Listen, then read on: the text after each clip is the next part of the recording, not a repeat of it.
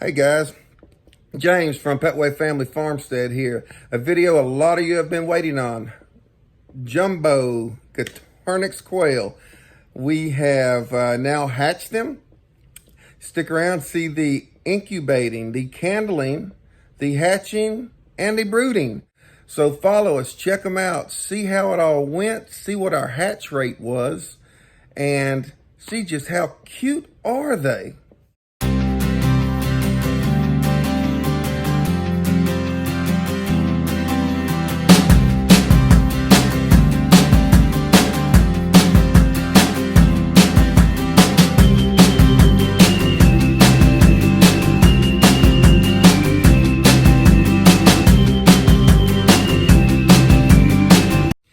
Hey guys, first part of this video is the candling of the eggs. I'm going to explain a little bit of that as we go through it, but it is a voiceover and it's kind of dark because of the nature of it. So stick with us through this and you'll see why.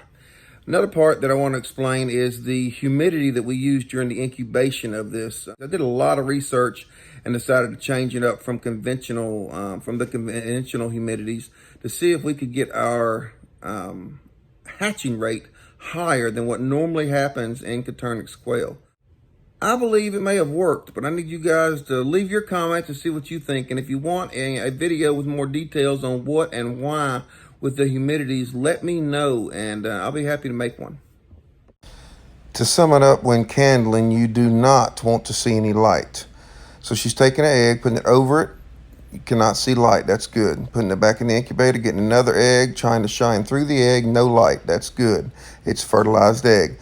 Getting another egg, putting it over it, no light, that's a good thing. Fertilized egg, putting it back in there. Grabbing another egg, putting it over it, there you go, you can see through it. That is not a good egg. You put it to the side, it was not fertilized or is not good.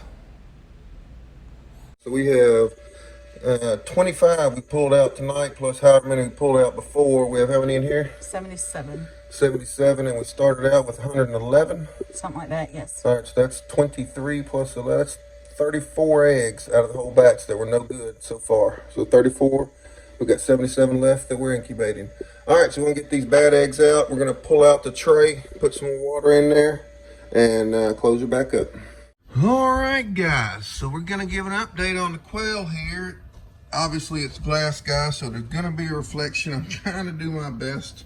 I'm very excited because when we got up this morning a few hours ago, Angela came out here and said, James, we have quail. So I'm gonna set this down on here now so you can get some best I could count. A little bit ago when I counted, there was about 24, 25 in there, and more have hatched since then.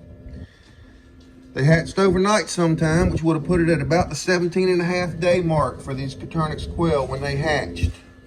And going around trying to let you see what we can see without give you the best picture possible with all the glare. They're just adorable, people, when they're new like this, babies. Excuse me dropping it and all that good stuff, but now we will keep this incubator sealed. Quail can, baby quail first hatch, as you can see, some of them are starting to look a little bit drier. Their feathers are a little bit fluffier. Some of them still look very wet. They can survive after they've hatched very easily for 48 hours, is from everything we've studied and read about. And you want to leave the incubator locked down as long as possible. Sure, it helps dry out the ones that have hatched and gives them a better chance. It's ideal conditions for them. But it also gives the eggs that are in there remaining that are still trying to hatch. You don't want them, once we open it up, the humidity drops in there, the temperature's changing, and it affects the egg, can actually seal the eggs closed, the membrane inside of them, but the humidity change can do a lot of things. So with the glare from all the outside sun, who would have figured, with all the equipment these days, that the best picture we would get through this glass is at nighttime with a cell phone camera with the flash going. I know you got a bright spot in the middle, guys. Trust me, forgive that bright spot. We've tried every way we could to get you guys a good picture of these little things while they're running around, and this is the best we'll get. There's a bunch of birds huddled up under here and huddled under the control center. Best we could tell, counting up, we've got, give or take, 45, 50 birds in there. But we're going to leave them in there locked down, and they're cute. They're dry. Some of them are drying out. There's still some wet ones in there because they're still steady hatching. So it has been about, probably about 28, 29 hours since the first one hatched. First few hatched, 3 or 4 hatched. Obviously, more hatched since then. Angela and I, over the next hour or so, are going to be getting this moved over by the brooder and getting everything set up to transfer them over. Brooder's set up and ready to go. And breaking the lockdown cycle and getting some of these out of here into the brooder. All right, guys, so we've moved the brooder, the incubator, over to just a cardboard box. Take the top off. The quail have a tendency, they can explode. It's how it's been. They jump, much more active than baby chickens, so we want to make sure they don't get out of the cardboard box, get out of something, and then we'll transfer them from the box where they can't get out of with higher walls over into the brooder. And for those of you that have been following our channel, I have been instructed by my doctor to use my arm below my waist. I can't use, so that's a good thing. I can actually use both of my hands now from my shoulder surgery that I had. I can actually use both of them. Started a couple days ago. I could start using both of them. I can't really lift anything with it yet, but I could start using it, so that certainly helps. Oh my word, they are jumping. My goodness. Look at how beautiful.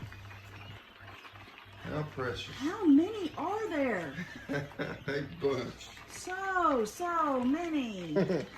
Now we had 77 eggs that were left that were, quote, viable, meaning they just, we don't, they basically were handled well. That doesn't mean they were good eggs or hatch rate, but we'll figure it out. Looks like they're staying in there okay.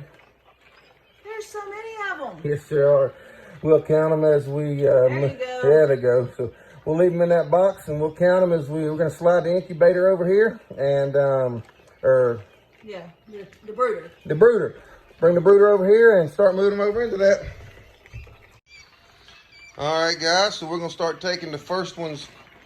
Miss Pettway Family Farmstead is going to take the first one out and dip its beak in the water. How cute are you? Hi. Okay, actually that's better now that I tilted it. Now that I messed it up, I fixed it. Okay. All right. So cute. All right. So fragile.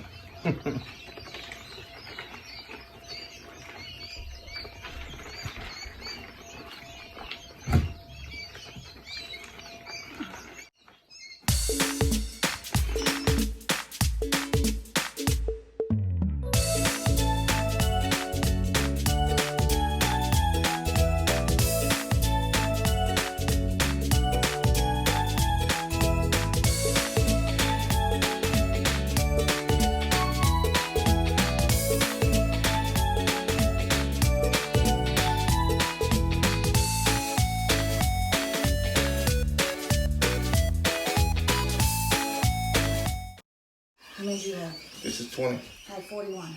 To 61. Man, pretty good hatch rate. So, unfortunately, the video quality on this, because of the red lights, it suffers a little bit, but those are the red heating lights. We have 63 quail that have hatched so far. 61 in here. 2 of them are still in the incubator. One was a little bit wet still, and the other was very wet. And we'll see how many more hatch out of there. We've got 2 things of water in here, 1 thing of feed. They're starting to spread out. We have 2 heat lamps on them. This, by far, we're not going to leave all of them in this one brooder. That's just what we're doing for now, so that they can get warm. Obviously, as you can see, they're very small. And once they get warm and get regulated, then within the next 2 or 3 days, we'll be splitting them up into another brooder as well. I wanted to show you. They were very bunched up when we first put them in there. And my main point is that as they start heating up, you see them spreading out. They were very bunched up under the lights. You kind of watch the quail. They tell you if they're warm enough. Some people say you got to watch the cage, temperature of the cage, and this and that. And if you watch the quail, they'll tell you when they get warm enough. They'll start running around. They'll start spreading out and not bunching up under the light, just like chicks. I see 1, 2 that we've got to check on real quick. So there was nothing wrong with those 2 quail. As soon as I picked up the lid, they started getting up and scampering around like the rest of them, guys. So if you'd like this video, hit the thumbs up, hit the subscribe button if you feel led to, and hit that notification bell sliding up to the all so that you see all of our videos and all of our adventures as we continue to move down this road. Guys, we are going to put 120 more eggs into our incubator and continue to test our theory on these humidity levels. Our hatch rate is what we consider phenomenal for Coturnix quail. We had an 82% hatch rate. We hatched 63 out of 77 fertile eggs, and we are hoping we can blame it on the humidity levels that we tried. Leave me a note if you want to know more about them. I can make a video about it and the theories behind it. I was not the mastermind of it. It was some things that we researched that led me to research some more, and it was different than a lot of ways that eggs have been hatched before, particularly in the quail. It was very detailed. But stay tuned, guys, for part 2, where we'll get you to about the 3-week mark on these babies here, and you can see we move them out to some more breeders. So appreciate you guys, love you guys, and come back to see more.